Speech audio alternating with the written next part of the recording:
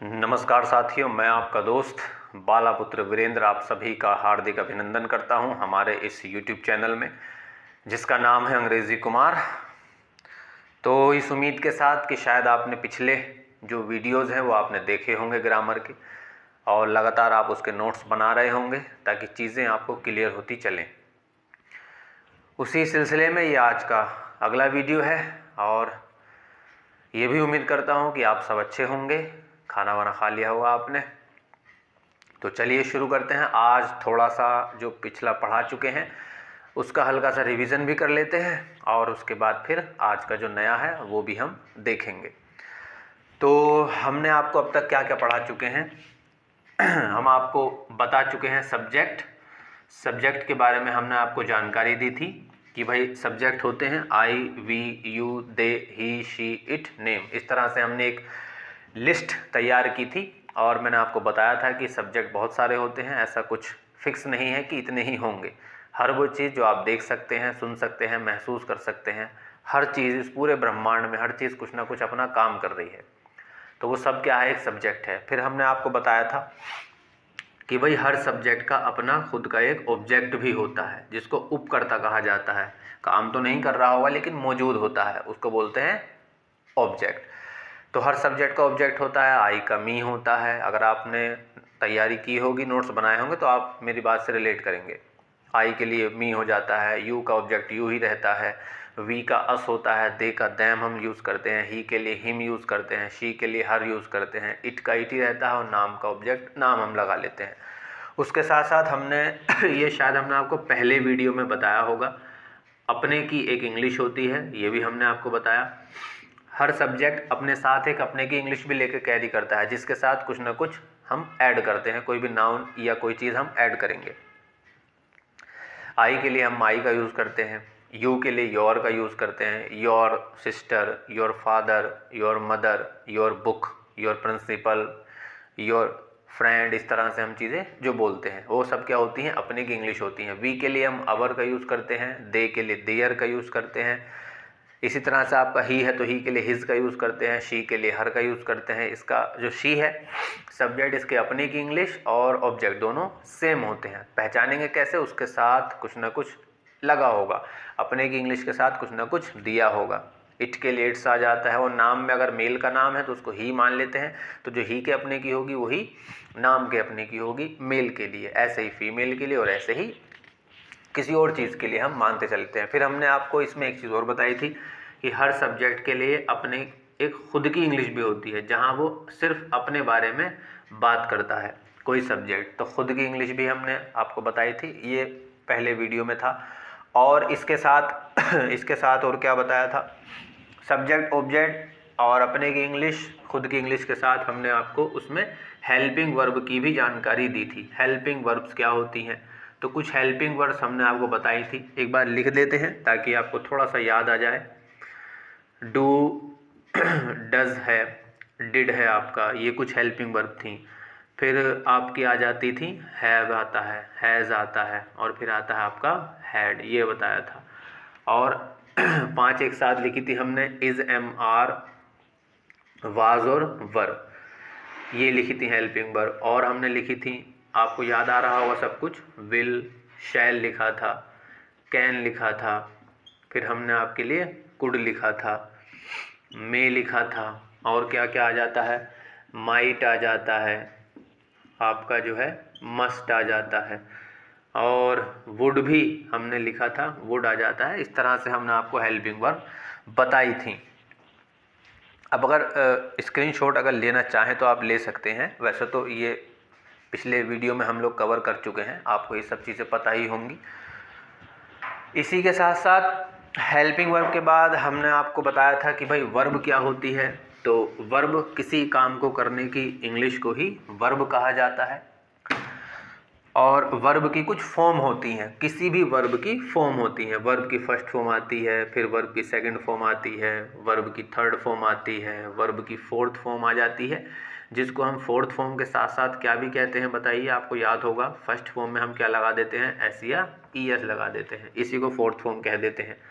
फिर आती है वर्ब की 5वीं फॉर्म, जिसको हम क्या भी कहते हैं कि हमने वर्ब की फर्स्ट फॉर्म में लगाया है ING। तो इस तरह से हमने आपको वर्ब की जानकारी दी थी। और अब तक क्या पढ़ा चुके हैं, एक चीज़ हम आपको पढ़ा चुके हैं, क्वेश्चन वर्ड्स। अब तक शायद आपने क्वेश्चन वर्ड्स याद कर लिए होंगे, और अगर नहीं किए हैं तो कर लीजिएगा, क्योंकि आगे धीरे धीरे इन सब चीज़ों की ज़रूरत पड़ेगी। क्वेश्चन वर्ड्स में जैसे हमने आपको बताया था व्हाट आ गया था आपका, वाई आ जाता है, ठीक है, वेयर आ जाता है आपका, व्हेन आ जाता है, हु आ जाता है, और आपका कौन सा, विच आता है, और क्या क्या बताया था हमने आपको, हुज बताया था, फिर एक होम आ जाता है। इस तरह से W फैमिली के चलते हैं। उसके बाद फिर H से आ जाते हैं, H फैमिली के हाउ आ जाता है आपका, हाउ फार हमने आपको बताया था, हाउ मच बताया था। ये सब पिछले चीज़ें हम बता चुके हैं, तो अगर कोई पहली बार भी देख रहा होगा तो शायद चीज़ों को समझ पाएँ, और अगर लगातार देख रहे हैं तब तो कोई दिक्कत ही नहीं है। आपका आया था हाउ मैनी। सीखने की कोई उम्र या कोई जगह, कोई टाइम, चीज़ें फिक्स नहीं होती हैं। आप जब सीखना चाहें चीज़ों को सीख सकते हैं। सब हमारी आसपास की ज़िंदगी से ही ये चीज़ें रिलेटेड हैं, कुछ भी अलग नहीं है। और ये भी हमने आपको बताया था एट व्हाट द टाइम। इनकी हमने आपको हिंदी भी लिखाई थी कि किसकी क्या हिंदी होगी, ये हम आपको बता चुके हैं। वर्ब की फॉर्म हो गई, क्वेश्चन वर्ड्स हो गए थे। अगर लेना चाहें स्क्रीनशॉट तो आप ले सकते हैं, मैं साइड हो जाता हूँ। बाकी अगर आप लगातार देख रहे हैं तो समस्या नहीं होगी। आगे बढ़ते हैं। और इसके साथ एक सबसे ज़रूरी चीज़ जो हमने आपको बताई थी कि भाई किसी भी हेल्पिंग वर्ब के लिए कौन सी फॉर्म का हम यूज़ करेंगे। ये एक तरह से आप ऐसा मान लीजिए, आज आप हो सकता है सोच रहे हो कि मैं पिछली चीज़ों को इतना धीरे धीरे क्यों रिपीट कर रहा हूँ, तो आप ऐसा मान के चलिए कि मैं एक तरह से आपका टेस्ट ले रहा हूँ, है ना। ये मान सकते हो आप कि आपका टेस्ट हो रहा है। अगर आपने पिछला देखा होगा तो आप मुझसे पहले चीज़ों को समझ रहे होंगे, मेरे लिखने से पहले ही। तो वर्ब की किसके साथ कौन सी फॉर्म आती है, हमने हैव, हैज़ और हैड, इसके लिए हमने कौन सी फॉर्म यूज़ की थी, वर्ब की थर्ड फॉर्म का हम यूज़ करते हैं। फिर आपका आ जाता है जैसे इज़, एम, आर है, उसके साथ आपका वाज है और वर है। इसके लिए हम क्या यूज़ करते हैं, वर्ब की फर्स्ट फॉर्म में हम लगाते हैं ING। और बाकी जितनी भी हेल्पिंग वर्ब बची, do, does, did, will, shall, can, could, may, might, must, should, would, इतनी जितनी भी बची, तो बाकी जितनी भी हेल्पिंग वर्ब बची उन सब के साथ हम क्या लगाते हैं, वर्ब की फर्स्ट फॉर्म लगाते हैं। ये आपको बताया था। और एक बहुत ही ज़रूरी चीज़ आपको बताई गई थी, जिसको मैंने शायद स्टार भी जिस पर लगाया था कि ये बहुत मेन है, और वो था आपका रूल्स मेकिंग। मान लीजिए ऑनलाइन आपका टेस्ट ही चल रहा है, इसलिए मैं थोड़ा धीरे धीरे रिपीट कर दे रहा हूँ सब चीज़ों को। रूल्स मेकिंग सबसे ज़्यादा ज़रूरी चीज़ हमने आपको बताई थी।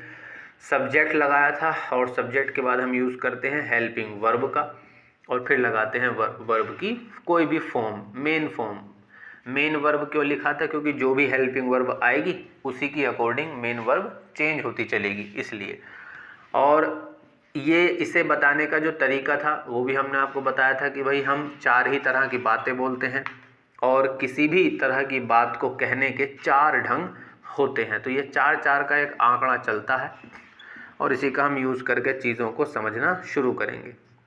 मेरा जो तरीका है पढ़ाने का, मैं चीज़ों में और हमारे बीच गैप पैदा नहीं होने देता हूँ। मैं सोचता हूँ, मैंने जो सीखा है, मैंने जैसे चीज़ों को समझा है, तो मैंने आसपास की ज़िंदगी से ही चीज़ों को ज़्यादा जानने की कोशिश की है। ये कुछ भी जो इंग्लिश में है, कुछ भी बाहर नहीं है, सब आसपास मौजूद है। अगर आप थोड़ा सा फोकस करेंगे तो आप चीज़ों को समझ पाएंगे, इसलिए मैंने बताया था आपको। ये सब कुछ हमारे आसपास ही है। तो ये था रूल्स मेकिंग, और इस रूल्स मेकिंग के ज़रिए मैं किसी भी हेल्पिंग वर्ब के लिए 4 रूल बना सकता हूँ। यानी कि किसी भी बात को कहने के जो 4 ढंग हैं वो किस तरह से होंगे। एक हाँ में होगा, जब हम बात सीधे सीधे कहेंगे, मना करेंगे तो हम इस तरह से लगाएंगे, और अगर कंफर्मेशन लेंगे तो ये वाला, और अगर सवाल पूछेंगे तो हम इस तरह से किसी भी हेल्पिंग वर्ब के लिए यूज़ करेंगे। और फिर कुछ हेल्पिंग वर्ब्स के लिए हमने इसके 4 रूल बनाए भी थे। अगर आप इसका भी स्क्रीनशॉट लेना चाह रहे हैं प्रैक्टिस के लिए तो आप ले सकते हैं। ये भी हमारा चलता रहा था। फिर इसके बाद हम आगे बढ़े थे। आगे बढ़ने के बाद हमने आपको शायद एक चीज़ पढ़ाई थी, मुझे याद है, शुड हमने आपको बताया था कि भाई शुड जो है वो हम चाहिए के लिए यूज़ करते हैं, और उसके 4 रूल लिखाकर उसके लिए कुछ सेंटेंस हमने आपको बताए थे। बस वही रूल्स मेकिंग में आगे थोड़ा सा और बढ़ते हैं। अब देखिए आज का जो हम टॉपिक ले रहे हैं, नंबर 2 मान लीजिए, या जैसा आपका मन करे। अब हम ले रहे हैं शुड हैव। जो इससे पहले पढ़ाया था शुड, उसकी हिंदी क्या थी? चाहिए। कोई काम करना चाहिए, सलाह लेना या सलाह देने के लिए था। और अब जो है शुड हैव, ये आता है चाहिए था के लिए। ये एक तरह से बीती गई बात के लिए हम यूज़ करते हैं, पास्ट में यूज़ करते हैं। तो अगर मैं इसकी हिंदी लिखना चाहूँ तो मैं ये लिख सकता हूँ कि भाई चाहिए था।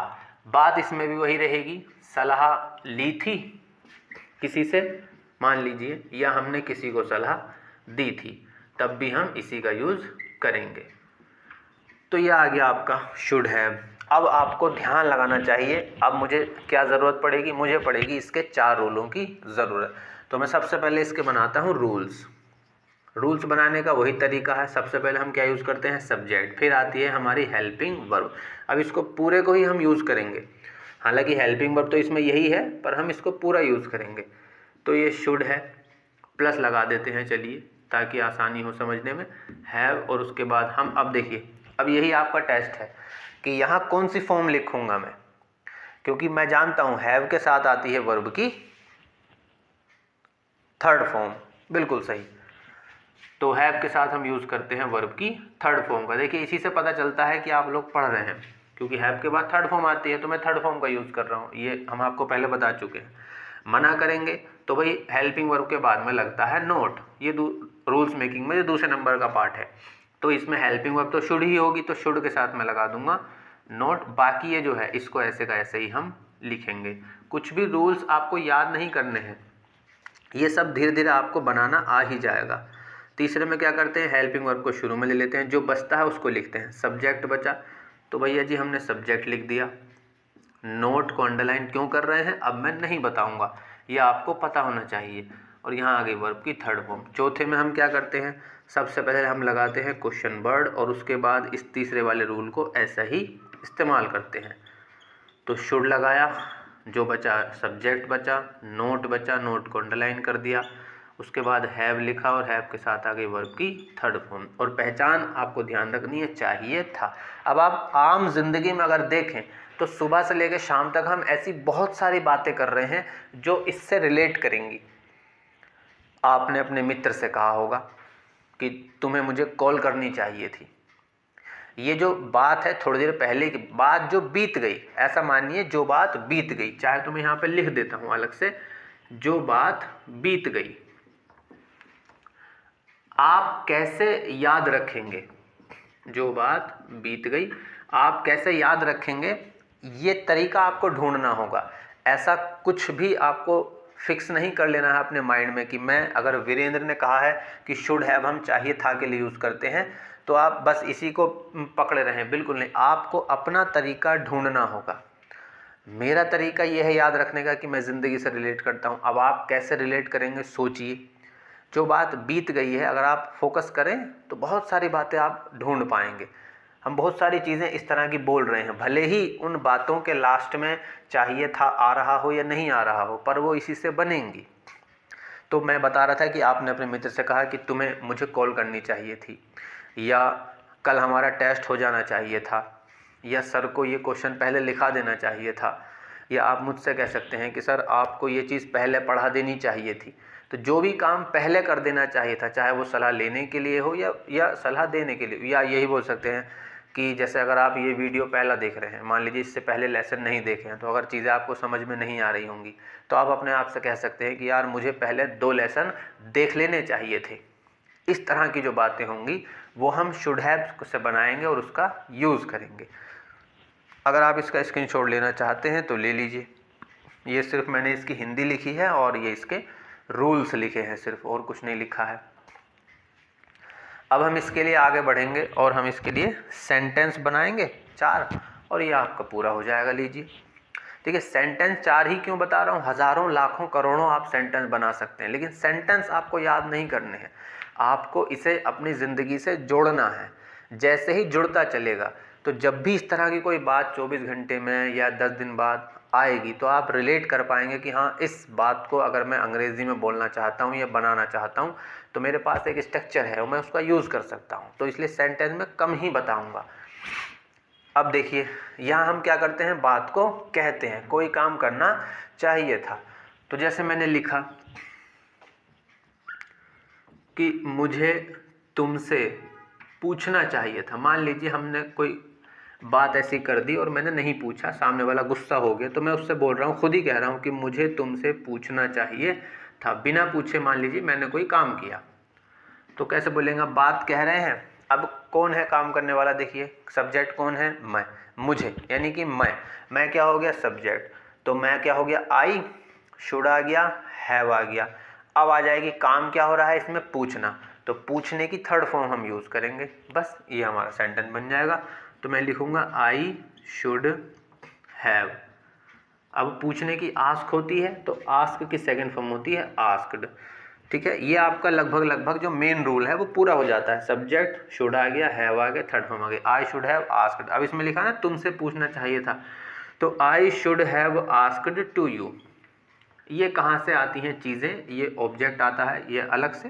ये धीरे धीरे हम आने वाली वीडियोस में समझेंगे। अभी हम फिलहाल सिर्फ रूल्स को अप्लाई करना सीख रहे हैं, तो मैं इतना ही आपको बता रहा हूँ, इतना ही आप समझते हुए चलिए। ये हो गया।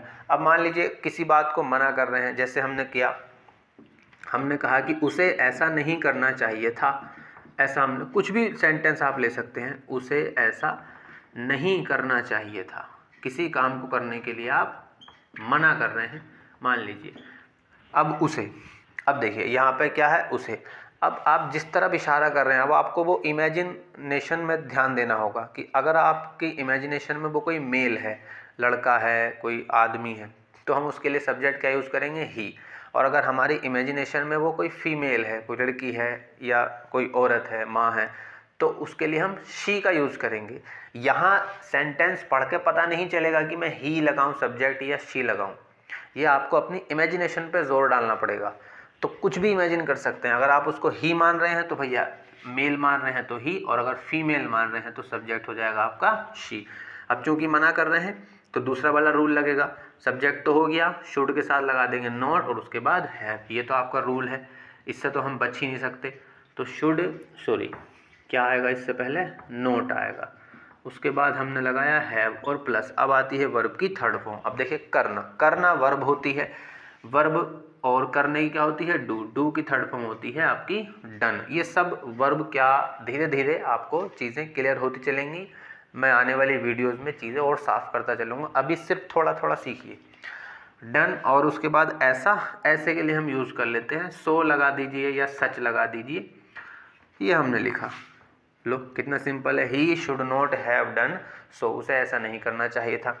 अब अगर कोई ऐसी बात जहां हम कंफर्मेशन ले रहे हैं तो हम कौन सा रूल लगाएंगे, तीसरा वाला। जैसे मैंने लिखा कि क्या उन्हें यह मैच नहीं खेलना चाहिए था। चलिए थोड़ा और अच्छा सा ले लेते हैं, नहीं खेलना चाहिए था। कभी भी कोई ऐसी सिचुएशन बन रही है, मैच खेलना अगर मान लीजिए ख़राब हो गया है, तो हम ये बोल रहे हैं कि क्या उन्हें ये मैच नहीं खेलना चाहिए था। अब देखिए इसमें सब्जेक्ट आपका उन्हें है। अब मैच जाहिर सी बात है एक व्यक्ति नहीं खेलता है, एक से ज़्यादा लोग खेलते हैं, तो उन्हें के लिए बहुवचन कोई सब्जेक्ट हुआ आपका प्लूरल, तो उसके लिए हम यूज़ करेंगे दे का। हालांकि सबसे पहले तो ये देखिए रूल, देखिए सबसे पहले आएगा सब्जेक्ट, उसके बाद आएगा दे। तो सबसे पहले तो मैं ये लगा लेता हूँ भैया जी, ये हमने लिखा शुड। चलिए फिर से लिख देता हूँ, शायद दिखेगा नहीं, शुड। अब उसके बाद उन्हें सब्जेक्ट हुआ, उन्हें को मैं क्या मान लूँगा, दे, क्योंकि जब भी एक से ज़्यादा होगा मैं उसके लिए दे का यूज़ करूँगा। ये मैंने आपको बताया था। नोट है एक्चुअली इस सेंटेंस में, तो हम नोट का यूज़ कर लेंगे, इसीलिए मैं इसको अंडरलाइन करके रखता हूँ। उसके बाद हैव है तो हमने हैव लगा दिया, रूल से मत भटकिएगा बस। और उसके बाद खेलना इसमें काम है, तो खेलने की थर्ड फॉर्म क्या होगी, जल्दी बताइए, प्ले। प्ले की थर्ड फॉर्म हो जाती है आपकी प्लेड। और क्या बचा, यह है मैच, तो यह मैच को हम लास्ट में लिख देते हैं दिस मैच। लीजिए बन गया आपका सेंटेंस। तो हमने लिखा क्या उन्हें यह मैच नहीं खेलना चाहिए था, तो should they not have played this match. बहुत ईजी। अगर हम प्रश्न पूछेंगे तो हम कौन सा लगाएंगे, चौथे नंबर का रूल लगाएंगे। ये चलो यहीं को लिख देते हैं, नीचे को इधर लिख देता हूँ, मुझे थोड़ी सी आसानी होगी लिखने में। तो जैसे मैंने लिखा, मान लीजिए इसी सेंटेंस को हम ले लेते हैं, इसी के जवाब में हमने पूछ लिया दूसरा सवाल कि भाई उन्हें ये मैच क्यों नहीं खेलना चाहिए था, सवाल हम पूछ रहे हैं। तो पहले हिंदी लिख देते हैं, उन्हें ये मैच क्यों नहीं खेलना चाहिए था, क्यों नहीं खेलना चाहिए था। लीजिए अब देखिए क्यों, इसमें हमारा क्या हो गया, उन्हें ये क्यों हो गया हमारा क्वेश्चन वर्ड। क्वेश्चन वर्ड आप क्यों के लिए क्या यूज़ करते हैं, वाई का यूज़ करते हैं। उसके बाद आ गया आपका शुड, तो भैया जी हमने यहाँ पे शुड लिख दिया। सब्जेक्ट हम जानते हैं, उन्हें के लिए हमने क्या यूज़ किया है, दे, तो दे आ गया। निगेटिव है, नोट है, तो भैया जी हम नोट भी लगा लेते हैं। उसके बाद हैव है, तो लीजिए हैव आ गया। और उसके बाद आ गई वर्ब की थर्ड फॉर्म, फिर से खेलने की थर्ड फॉर्म क्या हो जाएगी आपकी, प्लेड। और यह मैच को हम लिख सकते हैं दिस मैच। तो क्या, सॉरी, उन्हें ये मैच क्यों नहीं खेलना चाहिए था, ये आ गया आपका इस तरह से। तो आज जो चीज़ें आपको बताई वो क्या था, शुड हैव था बस। और शुड हैव हम चाहिए था के लिए यूज़ करेंगे। अगर आप स्क्रीनशॉट लेना चाहें तो ले लीजिए ताकि आपको लिखने में आसानी हो। बाकी अगर आप चाहें तो वीडियो को पॉज करिए, यहीं पर रोकिए और यहीं पर रोक के इसको लिखिए। समझ में नहीं आ रहा है तो एक बार वीडियो को फिर से स्टार्ट कीजिए और फिर देखिए। धीरे धीरे हम चीज़ें सीखेंगे। हो सकता है कि पहले जो जिन तरीक़ों से आपने चीज़ों को समझा होगा या आपको पढ़ाया गया होगा उनसे मैं थोड़ा सा अलग चीज़ों को बता रहा हूँ। तो याद रखिए, जब भी हम कहीं कुछ सीखने के लिए जाएं तो हमें अपने पुराने ज्ञान को छोड़ना पड़ता है। अगर मैं किसी के पास कुछ लेने जा रहा हूँ और मेरे पास कोई बर्तन है, अगर उसमें पहले से ही चीज़ें भरी हुई हैं, उसमें जगह ही नहीं है, तो अगर मैं कहीं कुछ लेने जाऊँगा भी और अगर वो मुझे देगा भी तो मेरे पास जगह ही नहीं है। वो जो भी कुछ उस बर्तन में डालने की कोशिश करेगा वो बाहर गिरता चला जाएगा। तो अगर मैं कहीं सीखने जाता हूँ तो मुझे पिछले ज्ञान को बिल्कुल साफ़ करना होगा, उस बर्तन को बिल्कुल खाली करना होगा, ताकि कुछ भी चीज़ अगर मुझे सामने वाला देना चाहे तो वो मेरे बर्तन में सुरक्षित रहे, मेरे बर्तन में आए। शायद कुछ अजीब सा कह दिया